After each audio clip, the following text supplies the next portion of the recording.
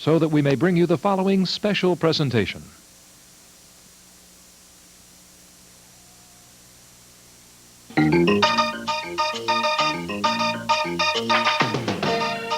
This is City Votes 87, the Democratic mayoral debate. Here's your moderator, Ken Matz. Good evening, and welcome to what will be the only televised Democratic mayoral debate this city primary campaign. A face-to-face meeting of the two major Democratic candidates for mayor of Baltimore. Tonight's exclusive debate is co-sponsored by WMAR-TV and the Baltimore City League of Women Voters. Let's meet the candidates. Their podium position and speaking rotation have been determined by random drawings. Kurt L. Schmoke, Baltimore City State's Attorney, and Clarence DuBurns, the Mayor of Baltimore. Now let's meet the panel that will be asking the candidates questions tonight. From WMAR-TV, Channel 2 news anchor Sally Thorner. Columnist from the Baltimore Evening Sun, Wiley Hall III. Reporter for the Baltimore Afro-American, Roz Hamlet. And President of the Baltimore City League of Women Voters, Irene Williams.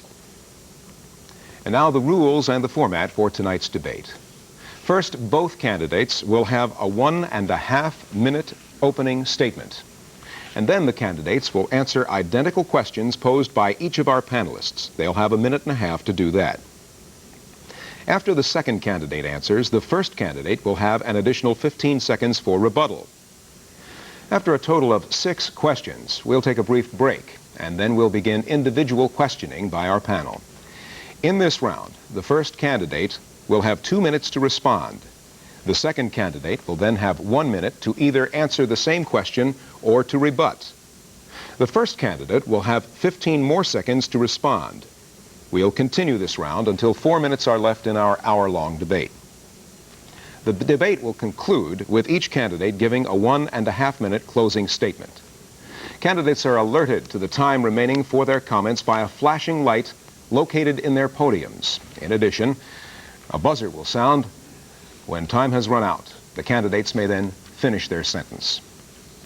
Now let's begin with the opening statements, and first, Kurt Schmoke. Thank you, Mr. Matz. I'd like to thank the Baltimore City League of Women Voters, Channel 2, and you, the voters, for allowing me this opportunity to continue discussing issues that I've been talking about throughout this campaign. I'm proud of Baltimore, and I'm honored to have been elected twice as the state's attorney. As state's attorney, I've worked with community groups and individuals throughout this city on some very tough problems, and I've learned that when all is said and done, probably our most effective crime prevention tools are a good education and a good job. A state's attorney can't improve the schools or provide decent and affordable housing or expand job opportunities, but a mayor, working in partnership with others, can provide these things. That's why I'm running for mayor. The person who will be elected mayor this year will be in office through 1991. So this election is about where we're headed in our community. It's a referendum on the future. I really feel that Baltimore has a great future in front of it. But in order to attain that great future, we need independent, effective, very good leadership and inspirational leadership from City Hall. That's the type of leadership that I will provide if I'm elected your mayor. Thank you, Mr. Schmoke. And now a 1.5 minute opening statement from Clarence DuBurns. Good evening, ladies and gentlemen. I know this city and how it works. In listening to my opponent's positions, I do not believe he understands city government nor how to sustain the momentum needed to govern in the people's best interests. Build on the success of the past, make changes where needed, and 7 months as mayor has given me that strong foundation. For instance, in education, I've committed $32 million more this year to education than they had last year. I've already started reducing class size. I have also given more money for materials and supplies. And I'm asking for stronger community participation. In housing, decent, affordable housing through innovation and commitment of local funds. I've already started that.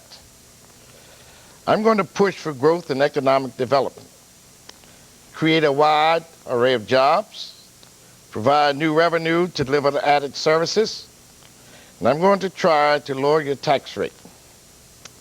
We cannot afford to stop moving forward to allow someone to learn how to be the mayor. Thank you. Thank you, Mr. Burns. That concludes our round of opening statements. Now we begin our first round of questions. Again, candidates will answer identical questions from our panelists. They'll have a minute and a half to do that. After the second candidate has answered, the first candidate will have 15 seconds for rebuttal. Our rotation begins with Channel 2 News anchor Sally Thorner and her question for our candidates. First, to Kurt Schmoke. Let's give the voters an overview, Mr. Schmoke, as we begin our debate tonight. What do you see as the three leading problems that face our city, and what specific plans do you have to solve them?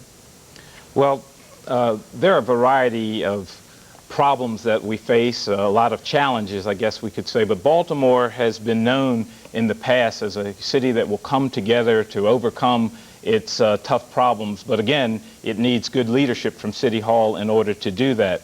I would say if we look at the Goldsecker Foundation report, the Urban League report, and others, we would have to point to a few things. Employment and training people, education, certainly our health problems, a variety of concerns. But as mayor, I would look at it from a much broader perspective. I think one of the things that a mayor has to do is instill a spirit of participation and cooperation by the diverse elements of our community, because city government alone won't be able to solve any of these problems, no matter how many I tick off. Certainly, in terms of our education system, what I intend to do as a leader here in Baltimore is to make sure I participate in the full range of educational programs, not only elementary and secondary, but to be an advocate for our public colleges. If our public colleges don't have very good programs, our local schools will be in trouble, because half of our teachers come from those local colleges. So leadership really is the key. Instilling a spirit of participation and cooperation is really very important, and obviously making sure that we deliver services efficiently and effectively without raising our property tax. Thank you, Mr. Schmoke. Now, Mr. Burns, your turn to answer Sally's question on the three leading problems facing our city and your solutions. You have a minute and a half. The three leading problems, without a doubt, in Baltimore City are education, economic development, and housing. I have already centered my attention on that. As I spoke to education, the $32 million more this year than they ever had. More than last year, $32 million more. We have to tie that with economic development because the schools are going to have to turn out the product that can get the new jobs that's coming on the market. Our kids have to be trained, and so our educational system has to be a part of it. I've gone further than that already. Even in our secondary schools and in our two-year study schools. I've raised the scholarships in the two-year study schools from 2 for each councilman in their district to 5. So I'm looking at the whole gamut of things. And in the housing area, I already have 5 housing initiatives that's already in place, already working, and we expect by the end of this year to have 50% of it already finished. So our 3 major problems, I've already done it. I don't know why we keep talking about it, because I've been in the council. I quit, but I've been there 16 years, and I'm tired of discussing the problems. I'm looking for solutions. Thank you, Mr. Burns. Mr. Schmoke, you have 15 seconds to rebut. Yes, sir. With a school system in which 1/2 of our children drop out between the 9th grade and the 12th grade, we know that there's still improvements that have to be made, and it's going to take effective leadership to make the improvements that are necessary. Now our second panelist, Baltimore Evening Sun columnist Wiley Hall III, and his question, first to Clarence Stu Burns. Thank you. Both of you have made education one of your top priorities during this campaign. The superintendent of city schools has said that she needs about $157 million to bring the city on par with its neighbors. Exactly how much of that $157 million can you give her next year, and where in the city budget will that come from? One of the things that I'm looking forward to, since I've already capped the kindergarten in this city, there will not be more than 25 kids in the kindergarten. I've also expanded the pre-K, and I'm getting figures like $11 million to cap from the 1st to the 4th grade. You have to remember, in this city, we did not get in this situation overnight, and we're not going to get out overnight. And $157 million, we're going to have to pick at that. I agree with the superintendent. It will probably take that much money. But you see, one of the things that we have to do is start somewhere. And I think that the $32 million this year, and I'm looking at about $11 million to cap the 1st to the 4th grade, possibly the 5th grade. And what we're going to get as our share of the Apex, which will go to 1992, I think we're looking at a large chunk of that money.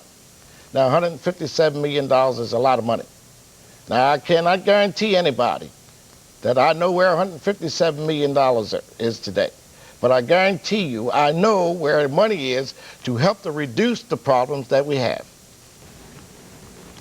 Thank you, Mr. Burns. And now, Kurt Schmoke, your response to Wiley Hall's question on education. $157 million needed for the schools. How much could you give, and where would it come from? Well, all of us agree that there needs to be a renaissance in our public school system, and we have to set priorities, and we have to take it in stages, that is, having short-range goals and long-range goals. The funds clearly have to come from a variety of sources, not only local government, state, federal, even private resources. But in order to do this, the most important thing is that we need leadership to mobilize these resources. Give you an example. We have a group of parents out in Cherry Hill who this year on their own decided that they wanted to have their children go to school with uniforms, saying that this was important and an educational advance. We need to support that type of initiative and parent involvement. That is probably going to bring about a very important improvement in education, and that is something in which the city didn't have to spend any additional resources. So you have to get someone behind those types of programs, involve parents, set priorities, and then mobilize the resources in order to achieve the goal of a renaissance, which we desperately need.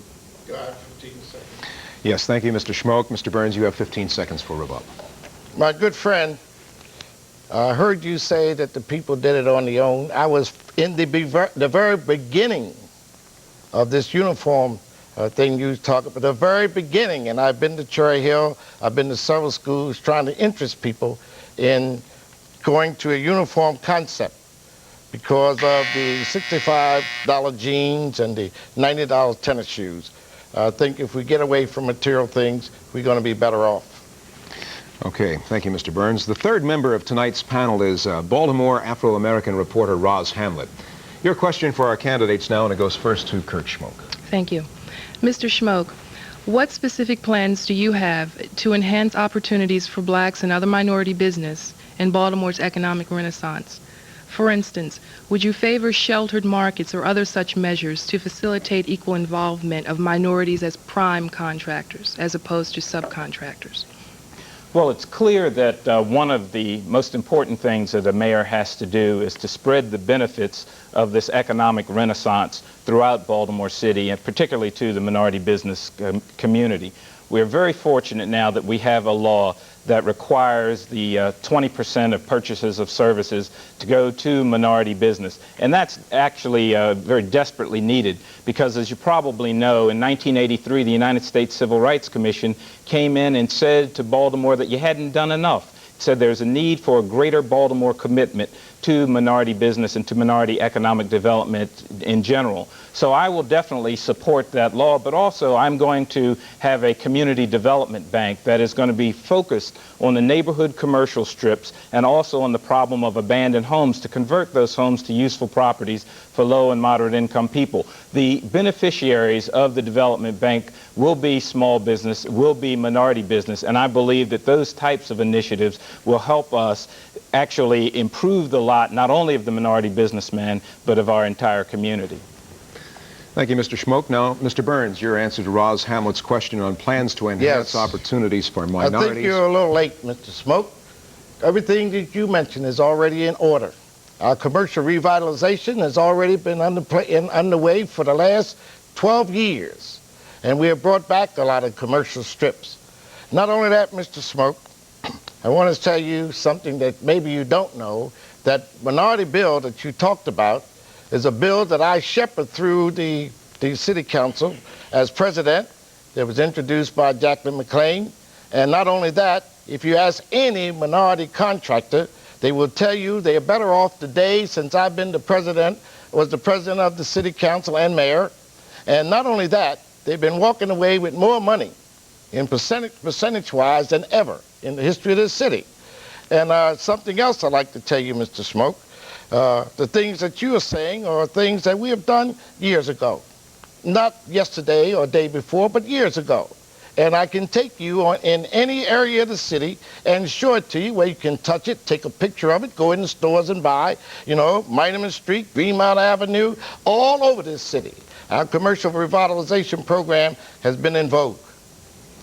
Thank you, Mr. Burns. Now to Mr. Schmoke for a 15-second rebuttal. Yes, well, apparently the 5,000 abandoned properties in Baltimore City must have missed the benefits of Mr. Burns' economic renaissance. I feel that if we have that kind of problem remaining, we need new leadership. Can I respond? No, sir. Not under the rules of this debate. Would you hold that in advance so I can respond to that? You'll have an opportunity a little later to make a statement, Mr. Burns. Let's hear from our fourth panelist, Irene Williams, the president of the Baltimore League of Women Voters. Your question for our two candidates goes first to Clarence Du Burns. Mr. Burns, the League has a position which believes that sufficient taxation should be levied in a city to cover municipal services. However, we can all agree that $6 is an enormous amount of money to pay for taxes. To be exact, it is the highest in the state. How would you, if elected mayor, address that particular issue? Very simple. We had to go with the bricks and mortar first to generate revenues to do something for people. We didn't have it. Now it's beginning to pay off. We got the UDAG paybacks. We got a lot of money now coming back that was out there for some 10, 12, 15 years. We're getting a payback on it. And what we are doing now is levying that money that deals with people. Say, for instance, my budget. My budget gave 8.8% of that kind of money to the Department of Education. And he had never got more than 5.4% of our general revenues in the past. Also, the money that we've had to save the libraries and things like that, we're using the money. It's beginning to pay off. And I guarantee you, as long as I'm mayor, I'm going to see that the people's pulse that's been felt by me, that they get the benefits of what the 15 years of labor or 16 years of labor for me that went into this city to bring it to the point where it is. I'm looking at people, all in capital letters. We don't have to offer developers any more carrots to come here and do something. They're coming here and bringing their own money and begging us to let them do something. So we're now able to take the money and focus in on the people. I'm going to build better neighborhoods. I'm going to build better everything for the people, because that's where the money's coming from. I know where it's coming from because I know what I went through to get it.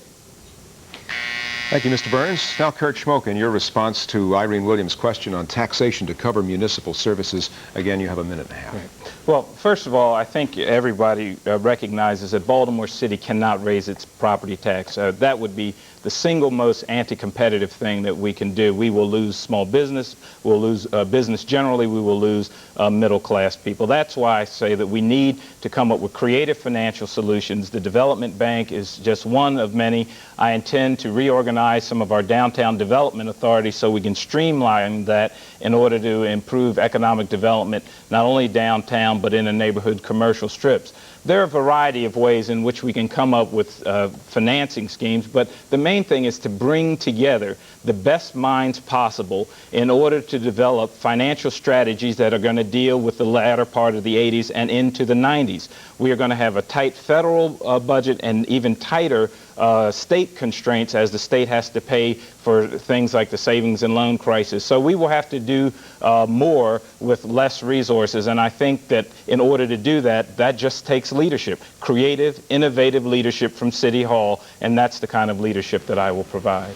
Thank you, Mr. Schmoke. Mr. Burns, your turn to rebut. 15 seconds. Mr. Schmoke, the things that you are talking about just can't happen. And I don't think you understand that they can happen. I understand. You know, the things that you're talking about has to go through a process of the Board of Estimates, has to go through a process of the City Council. A lot of things that got to happen before the things that you're talking about can take place. Mr. Burns, your time is up now. You're only permitted to finish the sentence after the buzzer sounds. Well, let me just finish the sentence. Well, you'll have to come back to that thought a little bit later. 2 words. Finish the sentence. I don't think Mr. Schmoke knows what he's talking about. Back to Sally Thorner now for her second question to our candidates. Kurt Schmoke will be the first to respond. Mr. Schmoke, you're on record as preferring the Lansdowne site for a new stadium, but Governor Schaefer and the state of Maryland have earmarked Camden Yards as the site.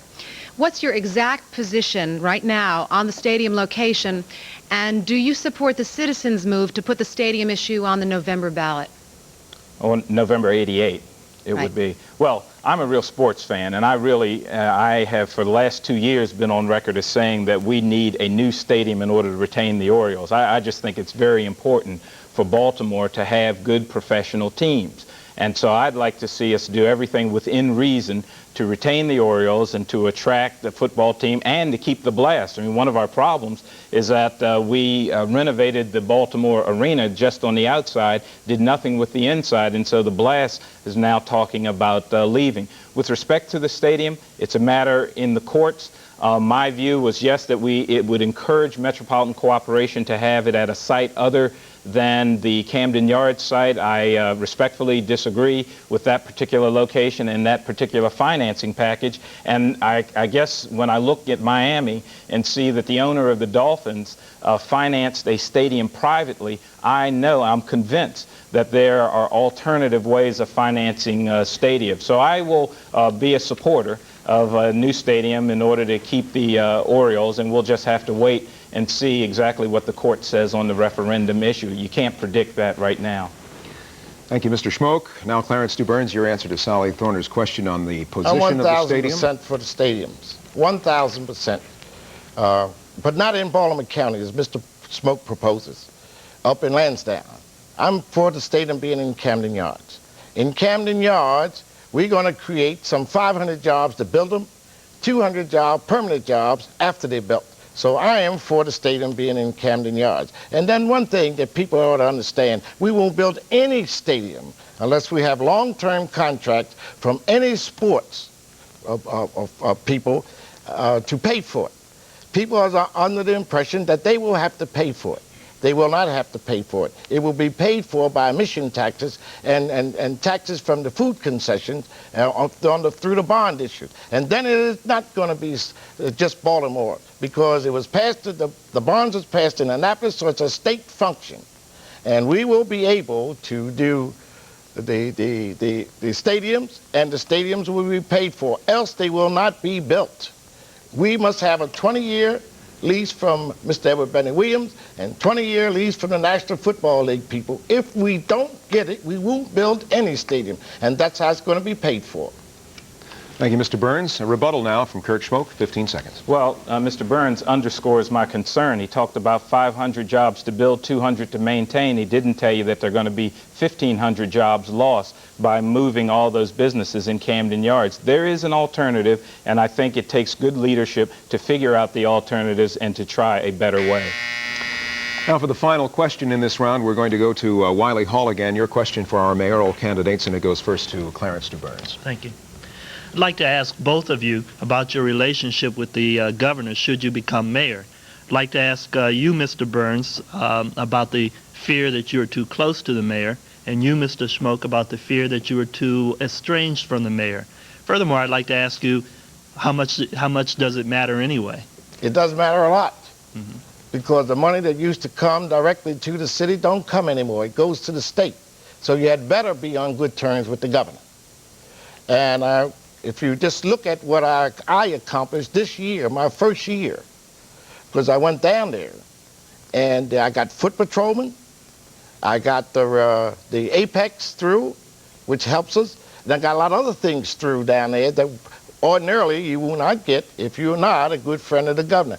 Anybody's going to be the mayor of this city had better be a friend of the governor, because that's where you're going to have to go get your money. It's certainly not coming from the federal government anymore. Thank you, Mr. Burns. Now, Mr. Schmoke, your reply to Wiley Hall's question on the relationship to the governor, and does it really matter? Well, I think, first of all, that history has shown us that Baltimore City needs a strong and independent mayor, strong advocate for the city's interests, because sometimes the view from Annapolis about what's good for Baltimore is different than the view from City Hall, and you have to have someone there that can articulate those differences. Now, with respect to the governor and myself, we will develop after the election a business and professional relationship that will be of benefit to Baltimore City. As I said, it's very important to have that independence, and the person who knows that best is Governor Schaefer. Money flows not from the governor to the mayor, it's from the state to the people of Baltimore City. And I believe that I will have the kind of leadership ability working not only with the governor, with the state legislature, that Baltimore will benefit from my leadership in City Hall. Thank you, Mr. Schmoke. Mr. Burns, you now have 15 seconds to rebut. Mr. Smoke, again, I want to tell you that the money don't come from the federal government anymore. How do you think we were able to make up the $26 million we lost in revenue sharing without a major setback to this city if we did not have the help from Annapolis and the legislators?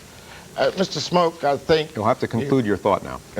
My thought is, Mr. Smoke, I think you had better do your homework, because if you don't, you'll have this city floating down Chesapeake Bay. All right. Thank you, Mr. Burns. That completes this round of the debate. At this point, we're going to take a 2-minute break before getting more questions from our panelists. We'll be right back.